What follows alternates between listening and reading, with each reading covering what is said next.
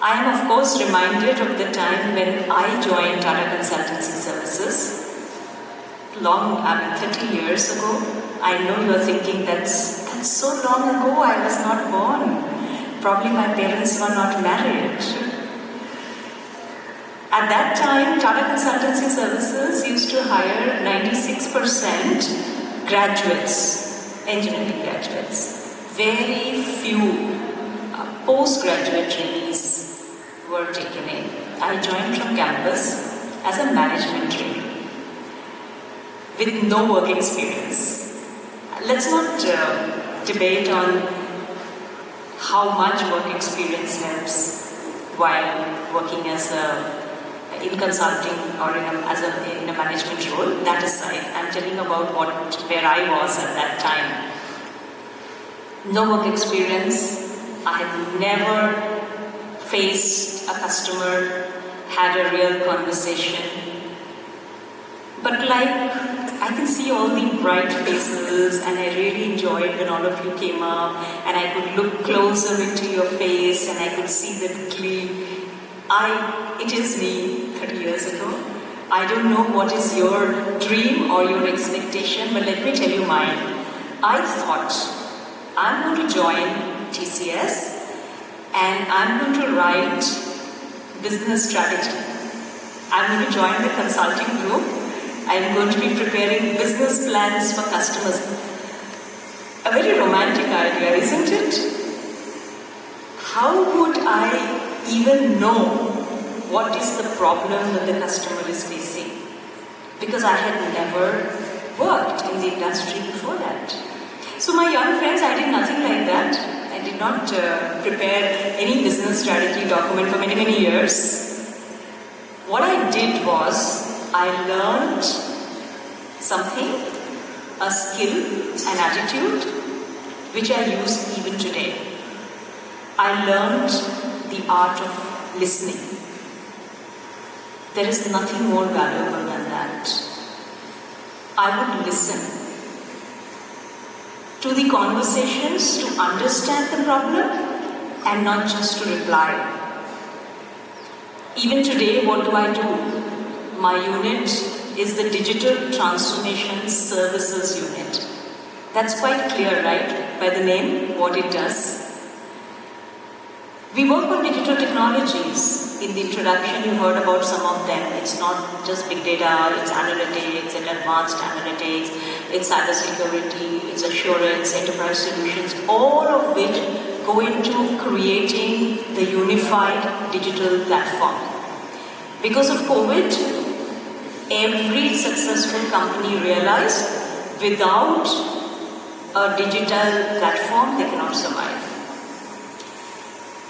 That is the technology that is used to create the solution. But if you ask me, what is it that I really do? Now what is it that I really do is have a conversation with customers, could be external, could be internal, and try to first understand the business problem and then create a solution. Believe me, my young friends, in your work life, that will be the expectation from you. The person at the other end, it could be any of these specializations, any of the streams, could be across domains that you work in. They will ask, do you have a solution to my business problem? You need to understand what is the outcome that the customer expects and can you accelerate the delivery. In accelerating the delivery, that is where intellectual property comes in. All of you have great ideas today. I'm sure you do. Next month, when you get into your work life, don't think, I'm getting my paycheck, that's it. I don't have to be creative. Don't do that. You already heard before me how lifelong learning is the key to success. If you want to, if you ask me to list down, 2 things which will make sure that you are a successful professional throughout your life, I would definitely pick innovation and creativity. And the attitude I already told you, the attitude of being a problem solver.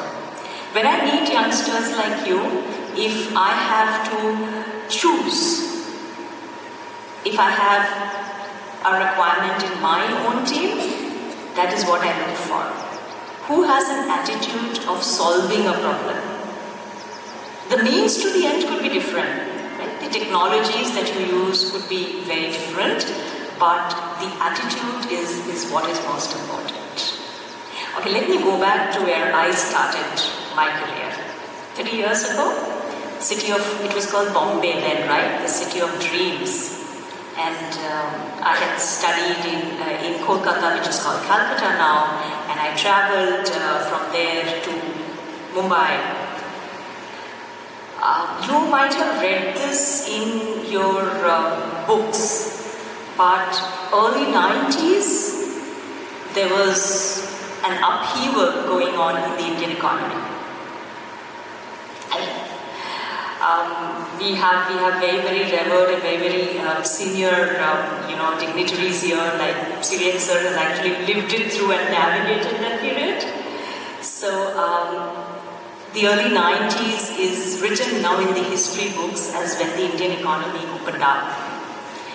Then, Finance Minister Dr. Manmohan Singh gave his famous speech in the Parliament about deregulation of the Indian economy. So how did it matter to a going to be soon management graduate? In the early 90s, the sunrise industry, as it was called then by business analysts, was financial services. Software was just a fledgling industry. I chose to join TCS when offered because I believe that it is technology and education, of course, which is going to change the course of India. And I wanted to be a tiny, minuscule part of that journey. Yes, it has been vindicated, 30 years and we are a superpower. Now when I travel across the world, I see youngsters like you who are traveling with me, and the person right from the immigration counter, they assume, oh, you are a software consultant. It could be software, it could be consulting per se. But we have made a mark with our brain power. Today, you are so fortunate. The workplace that you are going to get into is really the one where India is on the leaderboard. It was not the same. Yes, 30 years ago, I joined TCS. TCS was always number one. Even now, it is number one. It's not that the journey has been a bed of roses. We've always been ahead of competition, being innovative, being creative, and hence remain number one. Today, we have a global leadership position. But as I said, at that point in time, I was asked some questions. My parents were very supportive. I remember the only thing my mother asked me was, doesn't a foreign bank excite you? But my parents, I had I would say, idyllic childhood because they allowed me to study what I wanted, work where I wanted, and I should add later, marry whom I wanted. What else can you expect from your parents? So, to you, my young friends, choose the career option or the stream or the team that excites you. If you ask me what has been the defining boundaries in my career path, I can tell you honestly, there is nothing specific about being a woman who's working, because the technology industry is gender agnostic. There are no gender specific roles. So whether you are a woman or a man, if you want to succeed as a professional, start into getting into the track that you enjoy. and never benchmark yourself with somebody else's expectation. I have chosen the routes where I wanted to proceed. I have marked pace, I have drawn boundaries, I have selected roles, and working in an organization like TCS, I've been so fortunate. I have worked in locations where I wanted, in technologies, in teams, which excites me. So even today, 30 years, but believe me, I am so excited to go to work. And one reason is that at work, I try to mix my day with diverse activities in the time available outside my immediate project. Meeting youngsters is something which I enjoy immensely. Even on Monday, I will be greeting into TCS the engineering batch of 2023 pass outs will be joining at the Kochi Center in TCS where I am located. And this is the reason, because it is all of you who have the best ideas. You have the wild ideas. You are creative and do that. So wild ideas reminds me of one more thing that I want to share with you. I have been part of teams and award-winning teams, I'm proud to tell you, which have won awards in an innovation contest in TCS. It's called TCS, it's called Innovista. It happens at the TCS level and then it happens at the Tata Group level. And we have, TCS is a very large organization. It employs more than 6 lakh employees. The number of ideas submitted last time, it crossed 11,000. So when you are even in the top 4 of that, you know that this idea is a winner. And I should also tell you that the team that I've been part of has not won the top prize. We've been part of that finalist, the 4, but not won the top prize. So what is it that I'm going to do? I'm participating this year too. So for the last 3 years, I know what it takes to reach the top, but now I want to get to the pinnacle. It's not for the prize, but just the experience of listening to others and their ideas. Particularly when we move to the Tata Group level. All of you, some of you, none of you may be working for a technology company, but the ideas across organizations that come in are fascinating. For example, last year's winner, it's at the Tata Group. Last year's one of the winners, the finalist was Tata Motors with their Punch. They released a car which I think had 100,000, 1 lakh bookings in the first 6 months. So those are the kind of entries, which come in. So, and along with being a participant, I often am invited to be a jury. What is it that differentiates a good idea from a great idea? This is a question I have looked at both as a participant and as an evaluator. If I had to summarize or if I had to tell you in one sentence, what is the difference between a good idea and a great idea? It would be a great idea is one which solves real life problems. So in your own work life, my young friends, always look for innovative ways of those great ideas to solve real life problems. Always measure your solution and your own success by the impact it has. Yes, you will be sitting as part of the team which creates the next business plan. You will be talking about the impact in terms of revenue, in terms of the different KRIs, the KPIs that you have, the performance indicators, KPIs that you have, which could be on optimization, which could be on preventing revenue leakage and so on, so on. But a simple yardstick for you would be, is it a real life problem? And what is the impact that my solution is going to have? So your work life, what is your work life going to include? Give me an honest answer, okay? everybody who is sitting there. Do you think AI is going to take away jobs? Give me your honest answer. Put your hand down. Do you think AI is going to take jobs away? Nobody believes that? I see. Anybody believes that AI will take jobs away? Nobody? Okay. Thank you. I really like honest answers. See, there is no right answer and no wrong answer. You have already graduated. So, I will spend the next few minutes telling you about what is it that we foresee as the future of jobs and the skills that you need.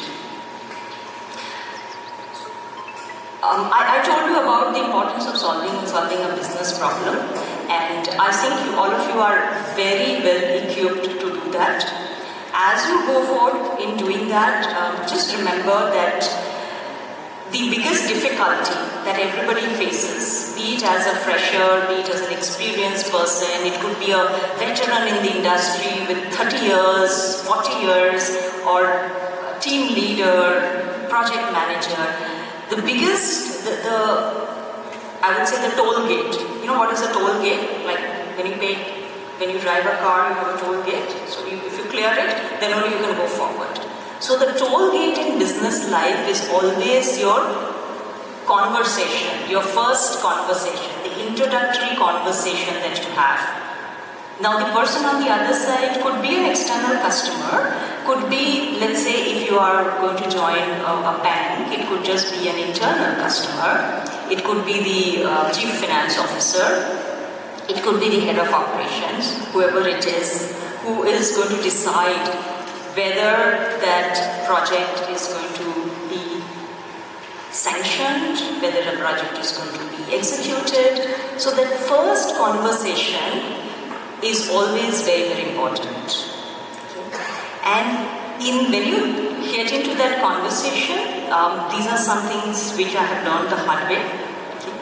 It is critical that you prepare a very crisp, memorable, impactful introduction. Yes, of course, all of you have done that. You have been introducing yourself in your interviews. But now think of it as an organization level, for your team, for your unit.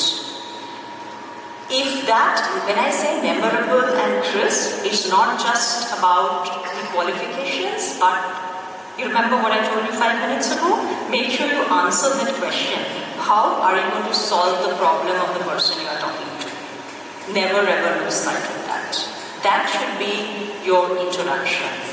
I have ideas on how to deliver the business outcomes that you are expecting. The second thing which I have learned, which I saw being already, I'm sure it is taught to you because I heard it here myself and it was so memorable, is storytelling.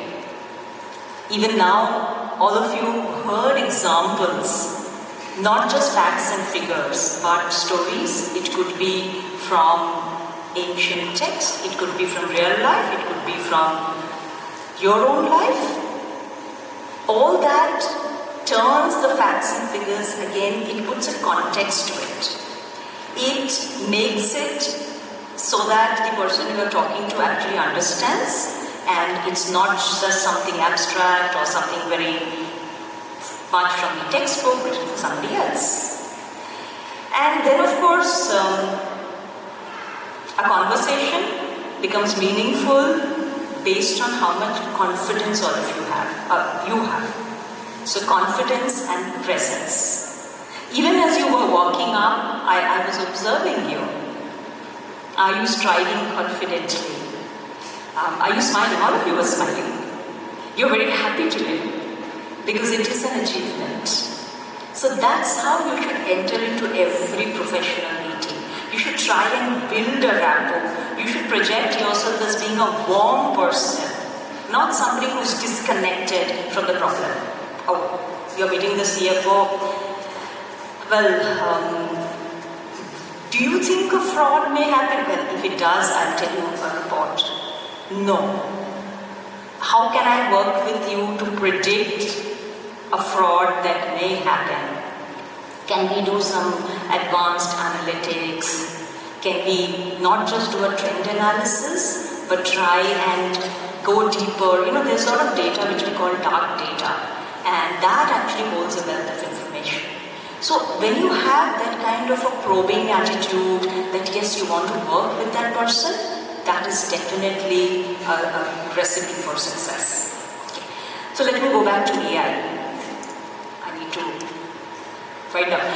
Okay, I asked you if you think AI is going to change, is going to take away your jobs, and I was very happy to hear at least some of you said yes, because that is what is on everybody's mind. I have worked in the IT industry, so I cannot speak about any other industry, though our customers are from every business, every country in the world practically, and of all sizes. So I am going to read out something. Okay, am I saying this? Well, I'll tell you who said it. Okay. AI will be a disruptor. In fact, I took this out and I noted it because I thought you need to hear this. AI will be a disruptor. We can talk about ChatGPT all day. It is going to change the productive equation by an order of magnitude that none of us really know. It has implications on jobs and skills for the future. I quote N. Chandra as he's fondly called. He's the current chairman of Tata Sons, former CEO of Tata Consultancy Services, and he's our chairman too. So, my friends, AI is going to change the jobs and the skills that you require for future. And you are the future. If your future workplace is going to be driven by AI, how are you going to survive? My answer is, AI is not going to replace humans. No.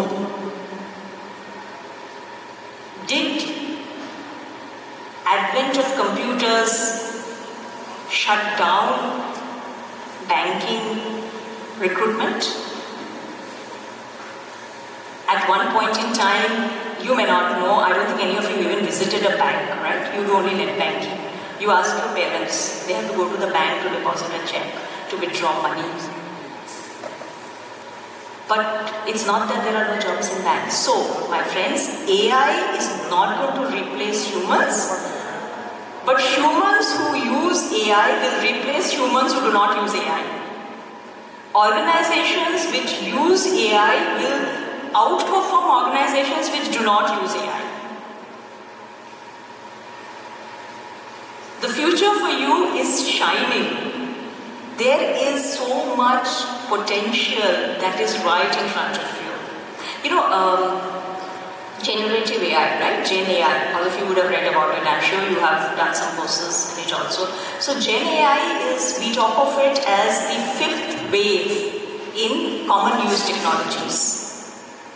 The first two happened before I started my work life, but I have been part of the next three.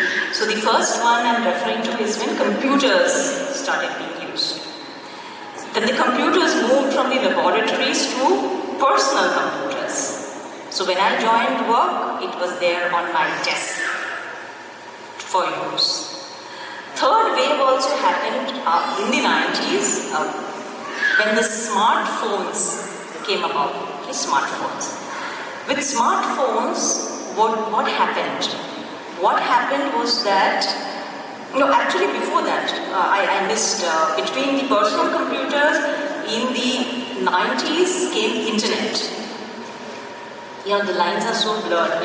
Internet was not always there in the way that all of you consume it. So when internet came, what actually happened is that the cost of consumption, the cost of content consumption became nil. There are licensed software and there are licensed contents, but if you want to read something, you don't have to go to the library to oversimplify. So the cost of content consumption became nil. When smartphones came, the cost of multimedia creation became nil. Photographs, reels, and then came Gen AI, generative AI. With generative AI today, what we see is that the cost of content creation, not just multimedia content, but content creation is diminishing. So, as I said, the future is bright. The future is waiting for you. In your work life, you will have a lot of new opportunities. You will have new service portfolios which are going to come up, irrespective of whichever industry you join. There will be new capabilities, there will be new technologies. And I was telling about customer conversations. Well, in the future, when you go to meet your customer, the customer might already know everything that you had planned to tell him or her. We are soon going to be programming in English. You may not, or any natural language. You may not need to know a programming language anymore. Your juniors, maybe each person may be having a course content which is curated for her or for him instead of a common course. The possibilities are immense. Go forth, grab it. As I said, AI per se, just be that human which uses AI. Don't worry about the technology, just worry about the possibilities and everything else that you can learn and all the new things that you can do in the world. All the very best. Wish you a great career ahead. May you keep shining and keep your institution and your teachers and parents proud always. Good luck.